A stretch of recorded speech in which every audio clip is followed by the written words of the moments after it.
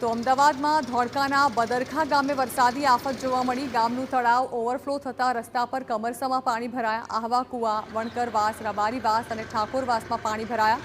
બળિયાદેવ મંદિર રોડ પર પણ જળબંબાકારની સ્થિતિ જોવા મળી। તળાવના ગંદા પાણી લોકોના ઘર પાસે ભરાઈ ચૂક્યા છે। પાણી ભરાતા 10 દિવસથી સ્કૂલ નથી ગયા બાળકો।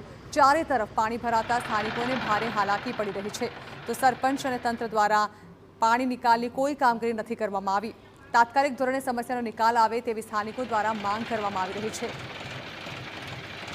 નેસડાની આજુબાજુમાં ટોટલ જે ભેંસો બાંધવાની જગ્યા, ગાયો બાંધવાની જગ્યા, ત્યાં પાણી, ગંદુ પાણી, વગર વરસાદથી આવેલું ગંદુ પાણી, એટલે ગંદકીનું એટલું સામ્રાજ્ય છે।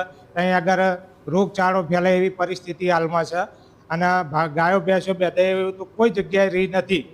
એટલે અમારે દૂધ તો દોવાની વસ્તુ એક બાજુ છે, પણ હાલમાં ગાયો ભેંસોને ક્યાં નીરવું, ક્યાં નિરણ કરવી, ક્યાં ખવડાવવું એવી પરિસ્થિતિ છે। હાલ અમારા ગામના આહવા કુવા વિસ્તારમાં અમારા 15 મકાનો આવેલા છે। જે મકાનમાં અત્યારે હાલ માથોડું પાણી હોવાથી સ્કૂલમાં જવું, છોકરાને ભણવું અઘરું છે।